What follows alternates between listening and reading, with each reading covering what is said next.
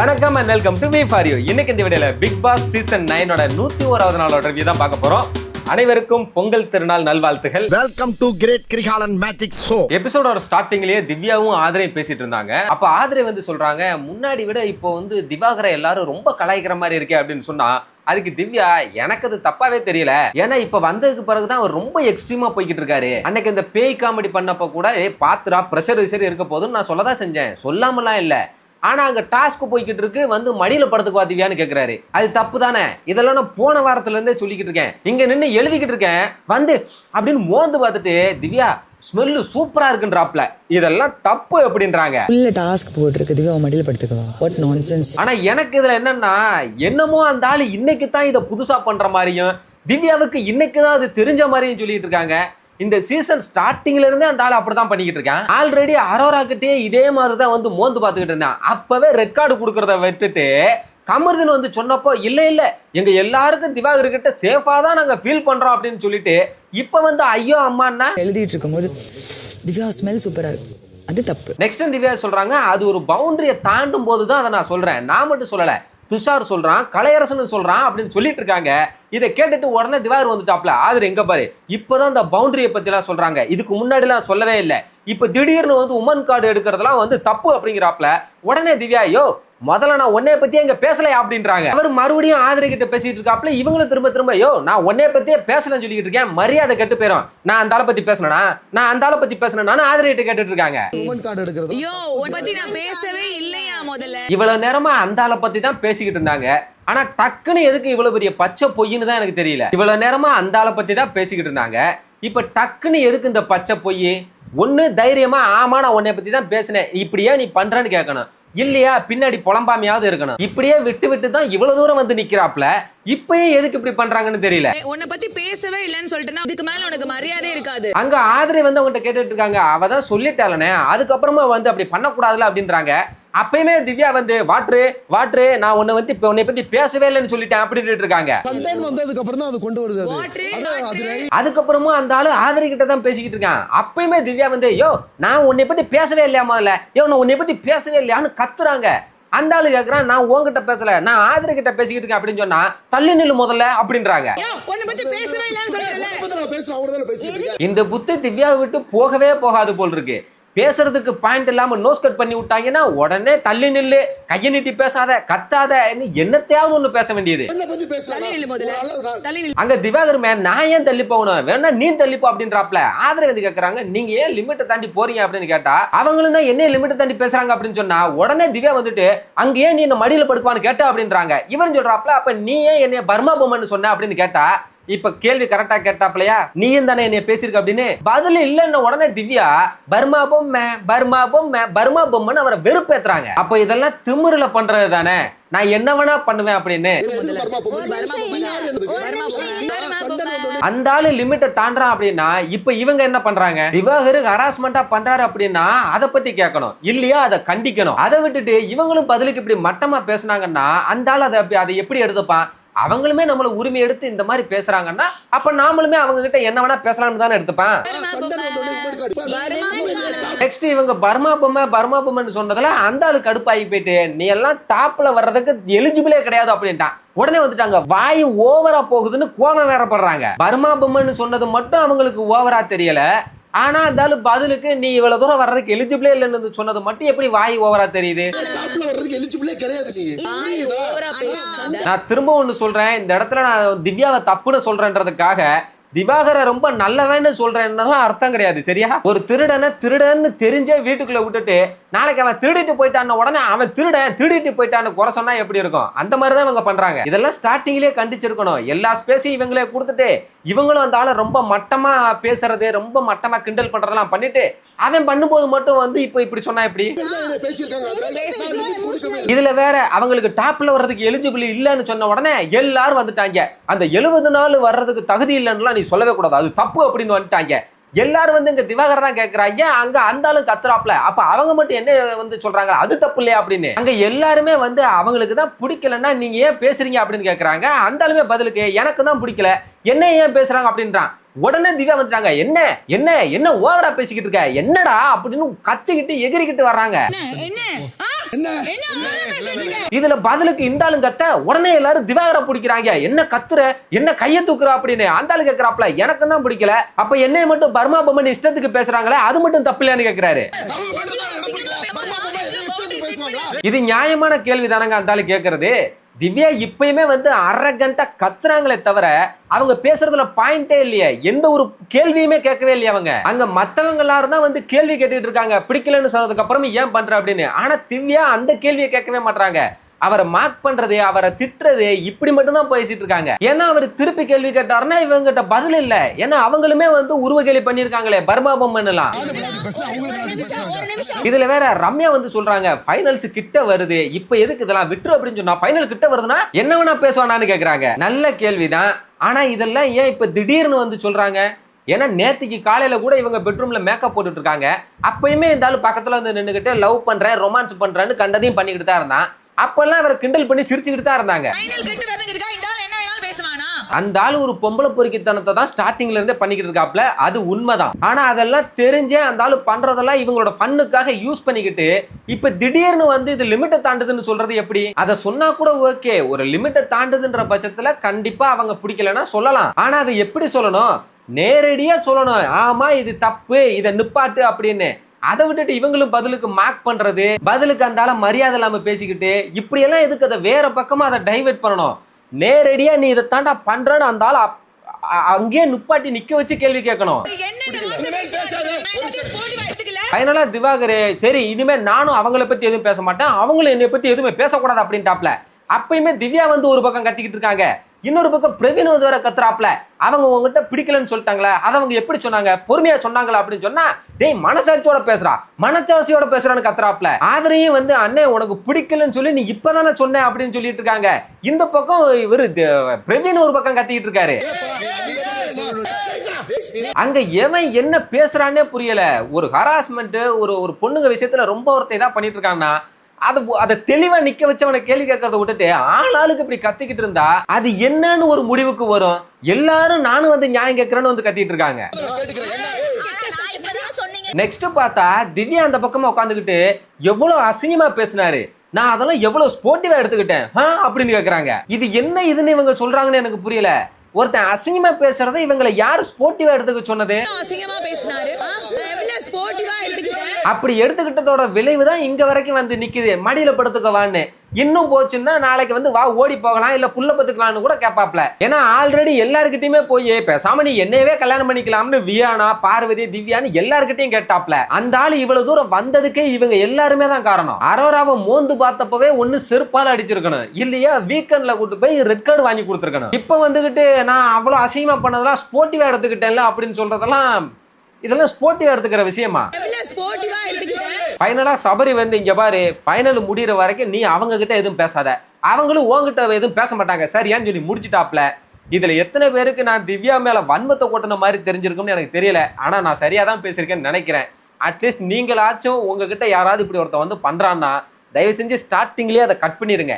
நீங்களும் பதிலுக்கு நான் அவனுக்கு ஒன்று சொல்றேன்னு சொல்லி அவனுக்கு ஒரு ஸ்பேஸ் கொடுத்துறாதீங்க. அவங்களும் நம்ம கிட்ட உரிமை எடுத்துக்கிறாங்களே அப்படின்னு சொல்லி அவனுக்கு ஒரு தைரியத்தை கொடுத்துறாதீங்க. அவ்வளவுதான் நான் சொல்லுவேன். திவ்யா அவங்க கிட்ட பேசக்கூடாது, அவங்களும் அவங்க கிட்ட பேச மாட்டாங்க. நெக்ஸ்ட் காலையில விடிஞ்சதுமே திவாகர் போய் கல்யாண சண்டை சொல்லிக்கிட்டு இருக்காப்ல. அந்த பிள்ளை வியானா வந்து சொல்லுது, என்னண்ணே நேத்து அந்த பிள்ளை அழுதுருச்சு, அந்த பிள்ளைக்கு உனக்கு ரொம்ப ரொம்ப பிடிக்கும் தெரியுமா, அதனாலதான் உனக்கு பவுண்டரி எல்லாம் கொடுத்துச்சுன்னு சொன்னா. நானுமே சொன்னேன் உண்மைதான்ப்பா, ரெண்டு பேருமே நாங்க மாத்தி மாத்தி தான் பேசிக்கிட்டோம், நாங்க எப்பயுமே விளையாட்டுக்கு இப்படிதான் பேசிக்கிட்டோம்னு நான் சொன்னேன் அப்படிங்கிறாப்ல. போதுமா, இப்பயாவது புரியுதா நான் திவ்யாவை ஏன் தப்பு சொன்னேன்னு? அவங்க பதிலுக்கு பேசினதை இந்த ஆள் அதை எப்படி எடுத்துக்கிட்டான்னு தெரியுதா? நான் சொன்னேன் உண்மைதான்ப்பா, பேர் மாத்தி மாத்தி விளையாட்டுக்கு பேசிக்கிட்டோம். அடுத்தும் திவாகர் அந்த பொண்ணுக்கு பொறுமையே இல்ல, நிதானமே இல்ல, சும்மா லொல்லு லொல்லுன்னு குலைக்குது அப்படிங்கிறாப்ல. இது என்னமோ உண்மைதான், இதைத்தான் நானும் பல நாளா சொல்லிக்கிட்டு இருக்கேன். பொண்ணுக்கு பொறுமை இல்ல, நிதானம் இல்ல, லொல்லுன்னு குலைக்குது. திவ்யாவுக்கு பொறுமையே இல்ல, நிதானங்கிறதே இல்ல, சும்மா கத்த மட்டும் தான் செய்யறாங்க. அதுல பாயிண்டே இருக்க மாட்டேங்குது. நைட்டு வந்து இந்த ஆள் என்ன லிமிட்டை தாண்டலாம் அப்படின்னு பேசுறத விட்டுட்டு பர்மா பொம்மை என்னடா என்னடான்னு கத்த தான் செஞ்சிட்டு இருந்தாங்க. மத்தவன் எல்லாம் தான் வந்து கேக்குறான். திவ்யா ஆரம்பத்துல இருந்து லோலோன்னு கத்துதே தவிர என்ன ஒரு இது இருக்கு நீ நினைச்சு பாரு. Full PR team. அடுத்தும் சொல்றாப்ல, திவ்யா ஆரம்பத்துல இருந்தே லொல்லுன்னு கத்துதே தவிர அதுகிட்ட வேற என்ன இருக்குது சொல்லு, ஃபுல்லா பிஆர் டீம் அவ்வளவுதாங்கிறாப்ல. உடனே கலையரசன் வந்து ஆமா இப்ப பார்வதி கத்துறான்னா அவ கத்துறதுல ஒரு பாயிண்ட் இருக்குல்ல அப்படிங்க. ஆமாப்பா, பார்வதி கிட்ட அந்த கருத்து இருக்கும், இந்த பிள்ளைகிட்ட அந்த கருத்தே இல்ல அப்படிங்கிறாரு. கத்துறதுல கருத்து இருக்கு, பொண்ணுகிட்ட கருத்து அவ்வளோ இல்ல. அடுத்து சபரியை பத்தி சொல்றாப்ல. அதுக்கு சபரி எவ்வளவோ தெளிவானவன் தெரியுமா? அவனுக்கு ஒரே ஒரு மைனஸ் என்னன்னா, அந்த குரூப்பிசத்துக்குள்ள மாட்டிக்கிட்டான், இந்த அண்ணன் தங்கச்சின்னு அப்படின்னு சொல்ல. உடனே கலையரசன் பார்வதி அடிச்ச மேட்டரை இழுத்துட்டு வர்றாப்ல. அவன் வேணும்னே தான் அடிச்சேன்னு சொன்னான்ல இங்க வச்சு அப்படின்னு. திவாகரே சொல்றாப்ல, ஏய் அது அப்படி இல்லடா, அவன் விளையாட்டுக்கு சொன்னான்டா. அவன் விளையாட்டுக்கு சொன்னது அவனுக்கே அது வினையாயி போச்சு அப்படிங்கிறாரு. ஆனா இன்னுமே சில பேர் அந்த வீடியோவை வச்சுக்கிட்டு பாத்தீங்களா அவன் வேணும்னே அடிச்சேன்னு தான் சொல்லியிருக்கான், அதுக்கு நீங்க ரெட் கார்டு கொடுக்கல, பார்வதிக்கு மட்டும் ரெட் கார்டு கொடுத்தீங்களான்னு கேட்டுட்டு தர்றாங்க. பேசிட்டு இருக்கப்ப யதார்த்தமா சொல்லுது, அவன் விளையாட்டுக்கு பேசுறது அவனுக்கே வினையாயி போச்சு. நெக்ஸ்ட் ஒரு டாஸ்க் வச்சாங்க, போகி பண்டிகை அப்படிங்கறதுனால என்கிட்ட இருக்கிற இந்த ஒரு ஹேபிட்டை நான் தூக்கி எறியணும், இந்த ஒரு ஹேபிட்டை நான் வச்சுக்கணும்னா எது அப்படின்னு. அப்ப எல்லாரும் வந்து சொல்றாங்க. அப்ப திவாகர் வந்து சொல்றாரு. அப்ப மட்டும் திவ்யா வேணும்னே கலையரசன் போய் பேசிக்கிட்டு இருக்காங்க கவனிக்காம. வியானா வந்து சொல்றாங்க, திவ்யா பேசிக்கிட்டு இருக்காங்க அப்படின்னு சொன்னா இருக்கட்டும்டா, டவுட் கேட்டுக்கிட்டு இருக்கேன்டா அப்படின்றாங்க. இதுல அப்படி டவுட் கேட்கிற அளவுக்கு என்ன இருக்குன்னு எனக்கு தெரியல. ஆனா கரெக்டா திவாகர் பேசி முடிச்ச உடனே டக்குன்னு நிப்பாட்டிட்டாங்க.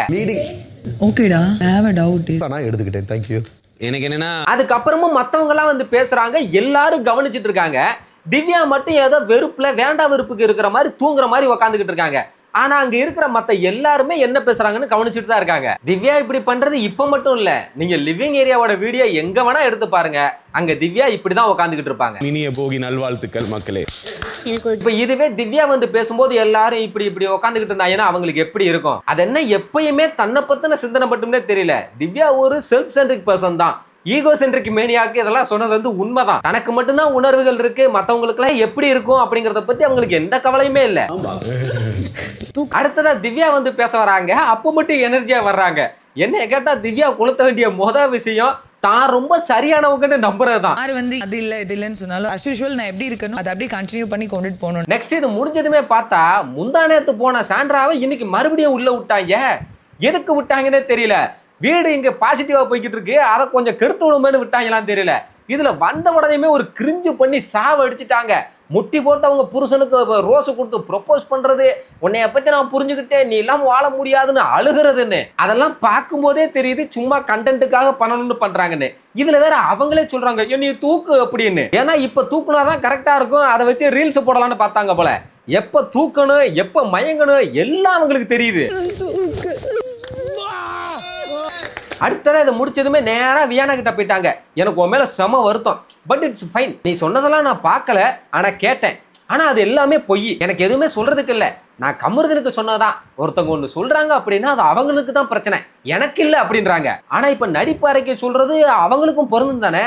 அவங்க கனியை பத்தி பேசுனது, பார்வதி, கமருதனு, விக்ரம், வியானா, திவ்யா இவங்களை பத்தி எல்லாம் பேசுனதும் சாண்ட்ராவுக்கு தானே பிரச்சனை, இல்ல அது மட்டும் அந்த சம்பந்தப்பட்டவங்களுக்கு பிரச்சனையா? அமருதனுக்கு சொன்னதான் ஒருத்தங்க சொல்றாங்கன்னா அவங்களுக்கு தான் பிரச்சனை, எனக்கு இல்ல. இருக்கிற எல்லார பத்தியும் பின்னாடி அவ்வளவு கீழ்த்தரமா பேசியிருக்காங்க. சபரிய பத்தியே அவ்வளவு கேவலமா பேசினாங்க.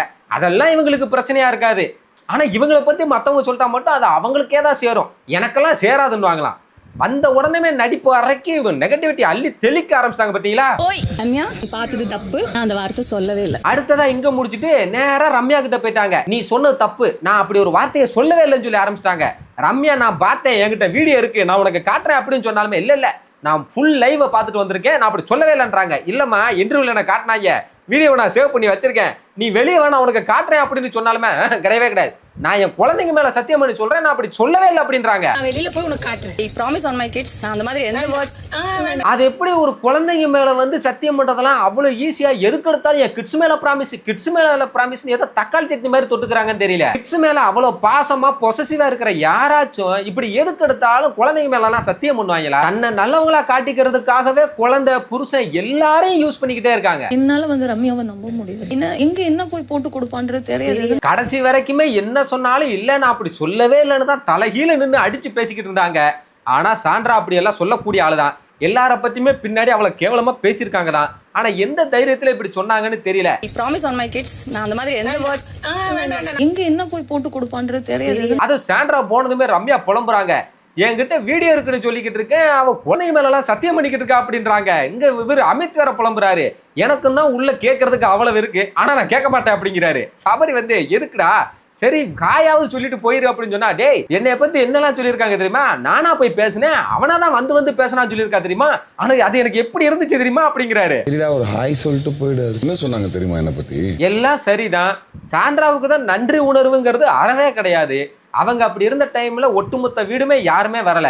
ஆனா அமித் ஒரு ஆளு தான் தன்னால ஒருத்தன் இப்படி வந்து நமக்கு ஆறுதலா இருந்தானே அப்படிங்கிற ஒரு உணர்ச்சியே இல்லாம நானா வந்து கூப்பிட்டேன் அப்படின்னு கேட்கறதெல்லாம் வந்து ரொம்ப தப்புதான். நானா கேட்டேன், அவரா வந்து என்கிட்ட வந்து பேசுவேன். நெக்ஸ்ட் பிரஜின் சாண்ட்ராவை தனியா கூப்பிட்டு அந்த மனுஷன் தெளிவா சொல்றாருங்க, இது செலிப்ரேஷன் வீக்குமா, இன்னும் 4 நாள் தான் இருக்கு, சந்தோஷமா இருந்துட்டு போலாம், யார்கிட்டையும் எதுவும் பேசிக்காத அப்படிங்கிறாரு.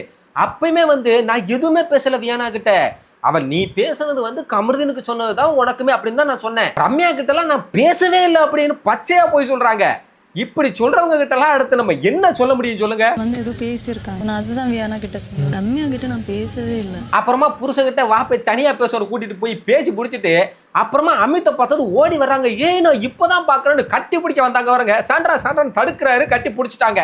அவரு சரி okay hi how are you, எப்படி இருக்கீங்க, பசங்கள்லாம் நல்லா இருக்காங்களா அப்படின்னு கேட்டா, ஆமா நல்லா இருக்காங்க, ஏன் என்னாச்சு அப்படின்னு கேட்கறாங்க. அவரு நத்திங் சாண்ட்ரா, ஒன்றும் இல்லை, நான் அதை பத்தி பேச விரும்பல அப்படிங்கிறாரு. ஆனாலும் விடாம வச்சுக்கிட்டு இல்ல சொல்லு என்னாச்சுன்னு சொல்லுங்க அப்படின்றாங்க. அவரு இல்ல சாண்ட்ரா ஒன்றும் இல்லை, அப்படியேனாலும் நம்ம வெளியே போய் பேசிக்கலாம் அப்படிங்கிறாரு. ஆனாலும் விடாம இல்ல நோ நீ எனக்கு இங்கேயே சொல்லுன்னு சொல்லி அங்கேயே உக்காந்துட்டாங்க. இதுல வேற உட்காரும் போது ஐ ஹேவ் ரைட்ஸ் அப்படின்றாங்க. வெளியில போய் பேசுங்க. ஐ ஹேவ் ரைட்ஸ் சொல்லுங்க. ரைட்ஸ்ங்கிறது கொடுக்கிறது எடுத்துக்கிறது இல்ல, எல்லாம் யூஸ் பண்ற வரைக்கும் யூஸ் பண்ணிட்டு அவரையே அசிங்கப்படுத்திட்டு வந்து இப்ப ஐ ஹேவ் ரைட்ஸ்னு சொல்லுவாங்களாம். சொல்லுங்க. நானா வந்து உங்களோட அவரு டக்குன்னு வந்து நான் வந்து உங்ககிட்ட அப்படின்னு ஆரம்பிச்சாரு. அப்புறமா நிப்பாட்டிட்டு சரி விடுங்க அப்படிங்கிறாரு. அடுத்து வேற நடிப்பு அரக்கி ஒரே உருட்டி தள்ளுறாங்க. எனக்கு உன்னோட ஃப்ரெண்ட்ஷிப்பை நான் லைஃப் லாங்கா கண்டினியூ பண்ணணும் அப்படின்னு சொல்ல அவர் கடுப்பாயிட்டாப்ல. ஆமா இப்ப இப்படி சொல்லுவேன், அப்புறம் நான் இல்லாதப்ப நீ என்னை பத்தி அப்படிலாம் பேசுவேன் அப்படின்னு சொல்ல, என்ன நான் சொன்னேன் அப்படின்னு சொல்ல விஷயத்தை சொல்லிட்டாப்ல. நான் இல்லாதப்ப இப்படிலாம் நீ சொன்னீல அப்படின்னு. உடனே ஐயோ அமித், அன்னைக்கு திவ்யா என்னை வந்து நான் அவளை முதுகுல குத்திட்டேன்னு சொன்னாலா, அதுக்காக விக்ரம் கிட்ட வந்து அப்படின்னா நான் அமித் கிட்ட தான் அதை சொல்லணும், ஏன்னா அவர் எவிக்ட் ஆகி போனப்போ நான் அவரை நாமினேட் பண்ணேன்னு சொன்னேன், அதுக்கப்புறம் நான் சொன்னது எல்லாமே ஃபன்னுக்கு சொன்னேன் அப்படின்றாங்க. அதுக்கப்புறம் நான் பேசினது ஃபன்னா பேசினது நம்ம இப்ப அது எப்படி அவரா வந்து தான் பேசினாரு, நானாலாம் போய் பேசலன்றத ஃபன்னுக்கு சொன்னாங்கன்னு எனக்கு புரியல. அவர் அதை தான் கேட்கிறாரு, அது எப்படி சாண்ட்ரா ஃபன்னா இருக்கும், நான் எப்படி ஃபீல் பண்ண தெரியுமா, முட்டாள் மாதிரி எனக்கு ஃபீல் ஆச்சு அப்படின்றாரு. உடனே வந்துட்டு சாரி அமித் இந்த மாதிரி பண்ணாதீங்க அப்படின்னு கொஞ்சிக்கிட்டு இருக்காங்க. சாரி நீங்க இந்த மாதிரி பண்ணாதீங்க. அவர் சிம்பிளா முடிச்சிட்டாப்ல, இதெல்லாம் உனக்கு நடந்தாதான் தெரியும் சாண்ட்ரா, நீ இந்த மாதிரி வந்து பேசி நீ இல்லாதப்ப நான் அப்படி சொல்லியிருந்தேன்னா உனக்கு தெரியும் அப்படின்ட்டாரு. உங்களுக்கு நடந்ததுன்னா உங்களுக்கு தெரிஞ்சிருக்கும். கடைசியில அவருக்கு எந்த பதிலுமே சொல்ல முடியாததுனால வெறும் சாரின்னு மட்டுமே கேட்டு அவரை சமாதானப்படுத்திட்டாங்க. அவரு சமாதானமாகி சரி ஓகே அப்படின்னு சொல்லி கட்டி பிடிச்சிட்டாரு. கடைசியில அமித் திரும்பவும் போய் ஒரு குழியில தான் விழுவாரு போலயே.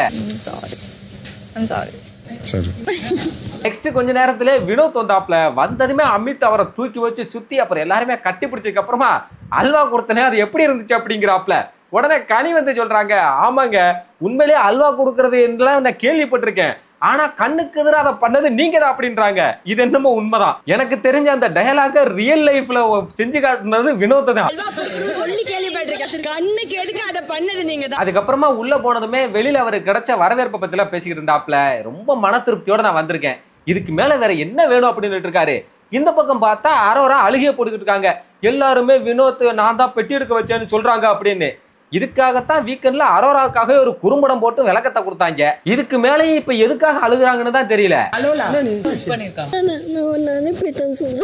அடுத்து வினோத்தே வந்து அழுகிறத பார்த்து சொல்றாப்ல, இங்க பாரு அழுகாத, நான் சொல்லல, நான் ஒரு வார்த்தை கூட யாரை பத்தியுமே எந்த இதுமே தப்பாவே சொல்லல, நான் என் மனசுக்கு தோணுச்சு நானே தான் எடுத்தேன், சத்தியமா யார் சொல்லியுமே எடுக்கலன்னு தான் நான் சொன்னேன், அதனால நீ எதுவும் ஃபீல் பண்ணாத அப்படிங்கிறாரு. அப்பயுமே அரோரா வந்துட்டு இல்ல எல்லாரும் சொல்றதுனால நீயும் அப்படிதான் நினைச்சுக்கிட்டு என்கிட்ட பேசாம பெரியவரும் தான் நினைச்சேன் அப்படிங்கிறாங்க. அவர் அதுக்கு அப்படிலாம் எதுவுமே இல்லம்மா, சாரே உங்களுக்கு எல்லாம் வந்து கிளியர் பண்ணிருப்பாரு, அதுக்கப்புறமா நான் அப்படிலாம் நினைக்கவே இல்லை அப்படி சொல்லிட்டு டக்குன்னு ஏய் ஒருவேளை நீ அந்த 18 லட்சம் போயிருச்சேன்னு நீ இப்ப எதுவும் அழுதுகிட்டு இருக்கியா அப்படிங்கிறாரு.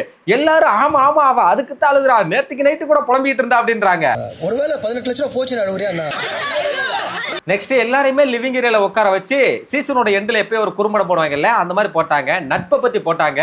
அதை பார்த்ததுமே எல்லாருக்கும் ஒரே ஆனந்த கண்ணீர் சந்தோஷத்துல இருந்தானுங்க. அது முடிஞ்சதுமே சபரியும் எஃப்ஜேவும் தான் கட்டி பிடிச்சி அழுதுகிட்டு இருக்காங்க. Okay okay cool cool cool cool. Next இது முடிஞ்ச உடனே இன்னொரு டாஸ்க் வச்சுட்டாங்க. இந்த வீட்டுல நீங்க வந்து இப்படி ஒரு லைஃப் லாங் ஃப்ரெண்ட் எனக்கு கிடைச்சிருக்காருன்னா யாரை சொல்லுவீங்க? ஒரு ஆளை சொல்லணும் அப்படிங்கிற மாதிரி சொன்னாரு. அதுல திவாகர் வந்து பார்வதியை சொன்னாப்ல, அமித் வினோத்தை சொன்னாரு, டைரக்டர் பிரவீனை சொன்னாப்ல. வினோத் வந்து இங்க எல்லாருமே நம்ம ஒன்னாதான் இருக்க போறோம், ஆனாலும் நான் கமருதீனை தான் ரொம்ப மிஸ் பண்றேன் அப்படிங்கிற மாதிரி சொன்னாரு. கடைசி வரைக்கும் இருக்க தான் போறோம், இருந்தாலும் கமருதீன் வந்து மிஸ் பண்றேன். அடுத்ததா விக்ரம் வந்து, நான் முதல்ல இவங்களுக்கு ஃபேனா தான் இருந்தேன், நான்லாம் பொசசிவ் ஆகிற ஆளே கிடையாது, ஆனாலும் இவங்க எஃப்ஜே கூட பழகும் போது கொஞ்சம் லைட்டா பொசசிவ் ஆகிற ரேஞ்சுக்கு எனக்கு அவங்க மேல பாசம் வந்துருச்சு. அவங்க எனக்கு லைஃப் லாங் ஃப்ரெண்ட் ஆகியே ஆகணும், இல்லைன்னா கொன்றுவேன் அப்படிங்கிற அளவுக்கு உரிமையோட நான் சொல்றேன், அது எனக்கு கனிதான் அப்படிங்கிற மாதிரி சொன்னாரு. கண்டிப்பா லைஃப் லாங் நீ கூட ஃப்ரெண்ட் ஆகியே ஆகணும், இல்லாட்டி கொன்றுவேன்ற ரேஞ்சு. அடுத்ததா சபரி வந்து இங்க எமோஷனல் பாண்டிங்லாம் வந்து இருக்கவே கூடாது அப்படின்னு சொன்னதுல, இந்த அண்ணன் தம்பி எல்லாம் கூட்டுக்கவே கூடாது அப்படின்னு சொன்னதுல, நீ அங்கேயே இரு நான் இங்கே இருக்கேன் அப்படிங்கன்னு சொன்னதெல்லாம் தாண்டி அவன் விட்டுட்டு போன பேப்பரை கூட என்கிட்ட இருந்து எடுக்கிறதுக்கு எனக்கு மனசே வரல அப்படிங்கிற மாதிரி எஃப்ஜே சொன்னாப்ல. அப்பா டிராவல் பண்ணா எஃப்ஜே அந்த நாய். அடுத்ததா எஃப்ஜே வந்து அதான் சொல்றாப்ல, சபரி சொன்ன மாதிரியே நான் இங்க வரும்போது எமோஷனல் பாண்ட் இருக்கவே கூடாதுதான் நினைச்சு வந்தேன், ஆனா கனி கூடயும் சபரி கூடயும் ஸ்டார்டிங்ல இருந்து அது எப்படியோ வந்துருச்சு. அவங்களெல்லாம் நான் அண்ணன் அக்கான்னு கூப்பிடும் தான் எனக்கு அவ்வளோ ஆசை, ஆனா அவங்கள சபரி கனின்னு கூப்பிடும் போது எனக்கு அவ்வளோ கஷ்டமா இருக்கும். அதே மாதிரி தான் வினோத் அண்ணா கூடயும் ஒரு பாண்ட் ஒன்று கிரியேட் ஆச்சு. அதே மாதிரி தான் பிரஜின் அண்ணான்னு சொல்லிட்டு அப்படி அழுகுறாப்ல. அப்படின்னு கூப்பிடுறோம், கனின்னு கூப்பிடுறோம், அக்கா அண்ணான்னு கூப்பிடணும்னு அவ்வளோ ஆசை. ஆனா மனுஷன் எல்லாத்தையும் சொல்லிட்டு, ஆனா இவங்களெல்லாம் ஒரு ஃப்ரெண்டு கேட்டகரியில வைக்க முடியாது, என்னைய வந்ததுல இருந்தே செஞ்சுக்கிட்டு இருந்ததுன்னா அது ஆதரவு தான், அதனால அவளோட ஃப்ரெண்ட்ஷிப் தான் நான் வச்சுக்கணும் அப்படிங்கிறாரு. இவங்க யாருமே வந்து ஃப்ரெண்டு கேட்டகரியில வைக்காம இவங்க.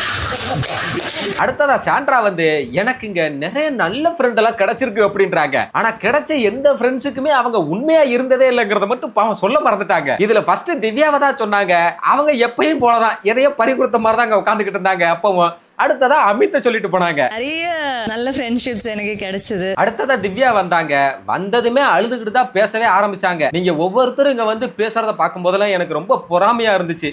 ஏன்னா இப்ப போட்ட வீடியோவோட டைட்டிலே நட்பு அப்படிங்கிறது தான். ஆனா இந்த வீடியோவில் எங்கடா என் போட்டோவை காணும்னு கூட நான் கேட்டுக்கிட்டே இருந்தேன். நான் இங்க இருக்கிற எல்லாரு கூடயுமே நல்லா பழகிருக்கேன், ஆனா எல்லாருமே போனதுக்கு அப்புறமா நான் ரொம்ப தனியா ஃபீல் பண்ண தெரியுமா, நான் இங்க வந்து ஒருத்தரை கூட எனக்காக சம்பாதிக்கவே இல்லை அப்படின்னு அவங்களே சொல்றாங்க. ஒன்னதை கேட்கும் போது ரொம்ப பொறாமையா இருக்கு. இந்த வீட்டுல வந்து ஒருத்தரை கூட சம்பாதிக்காத ஆளு பார்வதி, அடுத்த ஆளு திவ்யா தானே அவங்களே சொல்றாங்க. காரணம் என்னன்னு இப்பவாச்சும் உங்களுக்கு எல்லாம் புரியுதாடா? திவ்யா மேல நான் வன்மத்தை கொட்டுறேன்னு சொல்றவங்களுக்கு எல்லாம் இப்பயாவது புரியுதா? But that one person நான் பண்ணல. நான் ஏன் அப்படி சொல்றேன்னா, நீங்களே பாருங்க, நடிப்பு அறைக்கு சாண்ட்ரா கூடயும் பார்வதி கிட்டையும் கூட பழக முடிகிற அமித்னால திவ்யா கிட்ட கூட பழகவே முடியலன்னு அவரே சொல்றாரு. அவங்க கிட்ட எல்லாம் பேசவே முடியாது, பாயிண்டே இல்லாம பேசுறாங்க, தன்னை பத்தி மட்டுமே பேசுறாங்க அப்படின்னு. அப்புறம் எப்படி நட்பு வரும்? லிட்டரலி எனக்கு ரொம்ப பொறாமையா இருந்ததுங்க. அடுத்து வேற எனக்கு ரொம்ப பொறாமையா இருக்கு. மேபி நான் வந்து ராங்கான பீப்புள்ஸே நான் சூஸ் பண்றேன்னு எனக்கு தெரியல. பட் உங்க எல்லாரோடையுமே நான் வெளியில வந்து கண்டினியூ பண்ணுவேன். உங்க எல்லாருமே எனக்கு ரொம்ப பிடிக்கும். ஆனா எனக்கு ரொம்ப கஷ்டமா இருக்கு, என்னால ஏன் உங்களை மாதிரி ஒருத்தரை கூட சம்பாதிக்க முடியலையான்னு சொல்லிட்டு அழுகுறாங்க. ரொம்ப கஷ்டமா இருக்கு, ஏன் உங்களுக்கு மாதிரி என்னால 1% earn பண்ணல. அவங்களால ஏன் ஒருத்தரை கூட சம்பாதிக்க முடியல அப்படிங்கறது அவங்களுக்கு இன்னும் தெரியல. ஏன்னா எவனையுமே அந்த காரணத்தை கூட இவங்க சொல்ல விட்டதே இல்ல முழுசா. நான் இப்பயுமே திவ்யாவுக்காகத்தாண்டா அவங்களோட குறைய சொல்லிக்கிட்டு இருக்கேன். இப்பயுமே வந்து புரியாம பேசாதீங்க, அவ்வளவுதான் நான் சொல்லுவேன். I love you guys. Next சொன்ன மாதிரியே எல்லாரும் வந்து கட்டி பிடிச்சி அவங்களுக்கு ஆறுதல் சொல்லிட்டு இருந்தாங்க. நான் திவ்யாவுக்கு சொல்லணும்னு நினைக்கிறது ஒன்னே ஒண்ணுதான், சரியோ தப்போ திவ்யா எப்படி இருந்தாலும் அவங்கள வந்து லவ் பண்றதுக்குன்னு ஒரு பெரிய கூட்டமே வெளியே இருக்கு.